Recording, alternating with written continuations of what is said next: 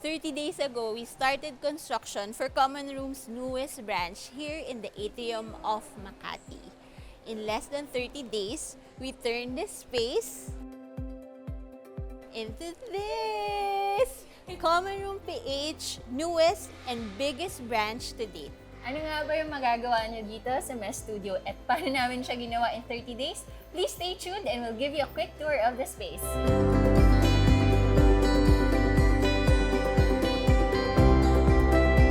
For those who are new here, Common Room PH is a shared retail and digital space for over 200 Filipino makers and artists. If you're looking for unique locally made products, we have branches in Power Plant Mall, UP Town Center, Alabang Town Center, Ayala Malls, Manila Bay, and the Atrium of Makati.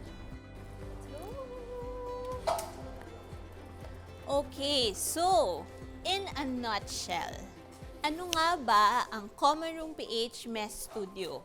So, and what makes it different? Okay, Common Room PH Mess Studio is a community space where we embrace and celebrate the messiness of creativity through sharing, intentional shopping, and mindful making. So, what makes this space different from our other branches, Ate Man?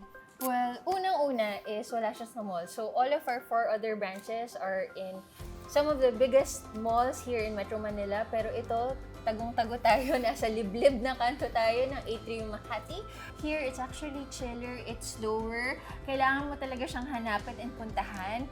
And that is exactly the vibe that we want. Kasi when we want people to go here, gusto namin tatambay lang sila, mag-relax lang sila. We want it to be a third space na pwede silang huminga at gumawa and just be here and be present.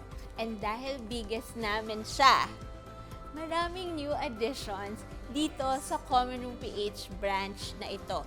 So we have your favorite retail space where we carry more than 100 Filipino makers and artists tulad ng ibang branches. Pero may difference din. We'll tell you about it later.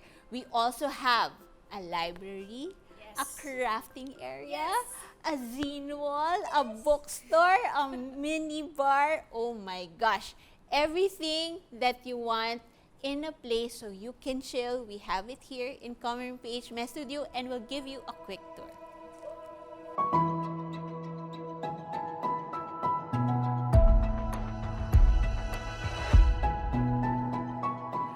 Hi! So, dito tayo sa retail area or sa gift shop natin. So, any of our branches naman would have this. But ang main difference niya is that we actually have a lot of new makers here in this branch. We actually have around 50 plus new makers and partners here in Atrium branch. Like Spicy & Co, super liit na mga acrylic clay work. And then Creepy Cuties, look at that. And then we also have Tinapa Art.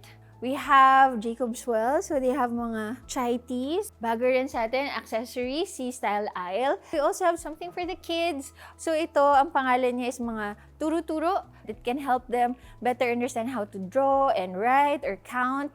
And Filipino sila. So para matulungan yung mga kids natin na magsalata at umintindi ng Filipino words. Every 6 months, we will be opening our application to new makers. So it's a rotating pop-up. May ma-meet kayong mga bagong makers and new products every time you visit Atrium Makati.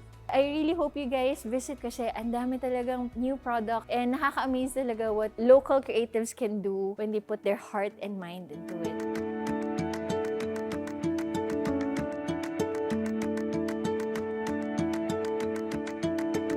Our next section here in Common Room PH Mess Studio is, of course, the mess space. Ano ang difference ng aming crafting area in most art studios that you see here in Manila? Here, we really wanted to focus on upcycling scraps. That's why we really called it the Mess Studio. That's why here we are celebrating again the messiness of creativity.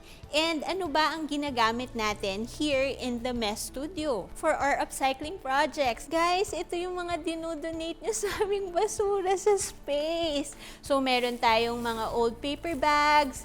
Ngayon, we already accept old glass bottles, plastic containers, even old fabric scraps. We accept them now. Why? Because now we have a space where we can turn them into something else and not just trash. So here in the Mess Studio, you will be able to do 9 upcycling crafts. Of course, you can do more if you're feeling creative and if may maisip kang ibang craft na pwede mong gawin with the tools that you have in the space. One of the things you can do here is a vase. And mukha siyang semento, guys, diba?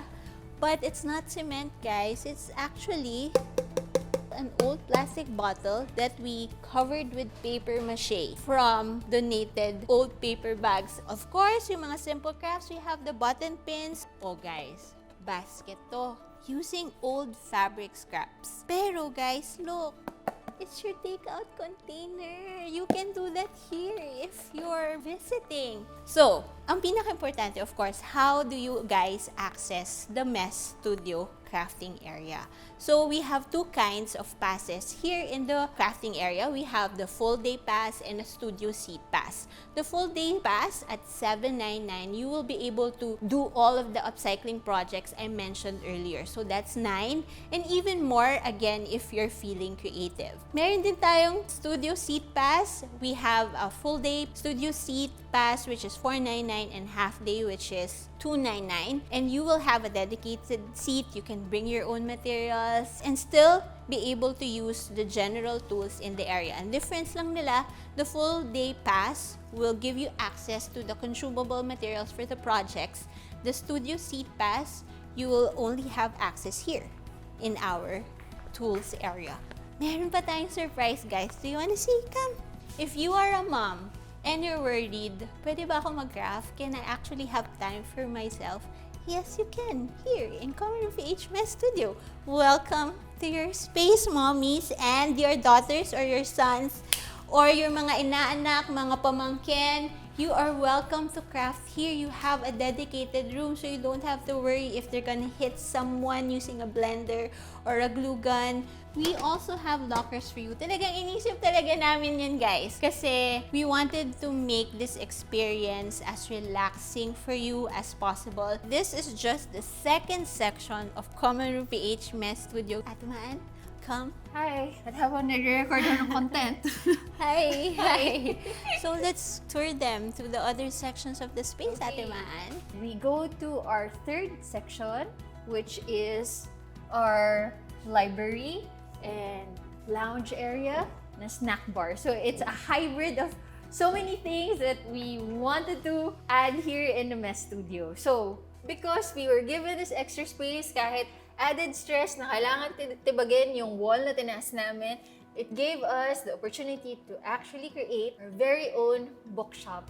Bago tayo pumasok sa bookshop, we just want to also share na this section is our community library. So, mga personal collection siya ng team namin nila Ate Roma.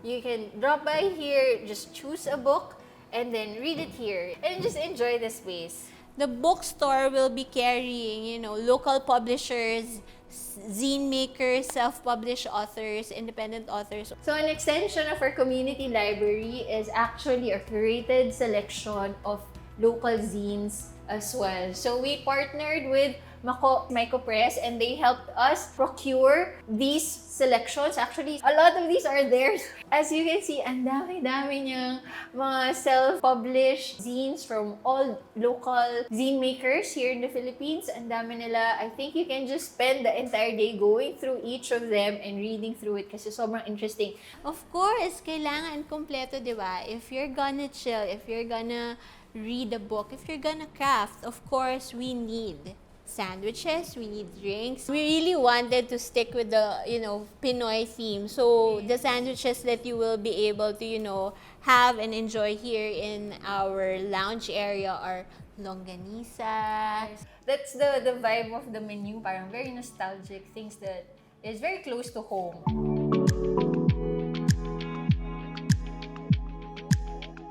There are so many creative events and gatherings around Metro Manila, around the Philippines, and we want to give them opportunity to showcase their work and draw more people in.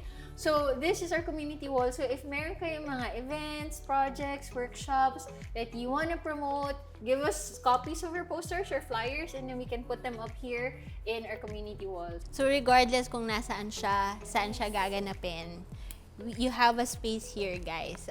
It's our way to connect kahit magkakaibang lugar tayong pinupuntahan or magkakaibang groups of artists and creatives.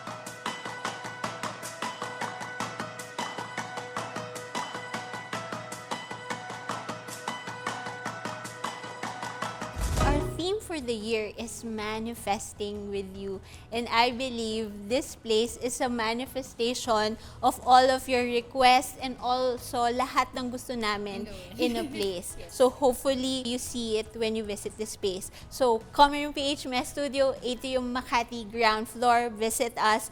Also, you can visit us at our different branches. We have branches in Power Plant Mall, Alabang Town Center, UP Town Center, and Ayala Malls, Manila Bay.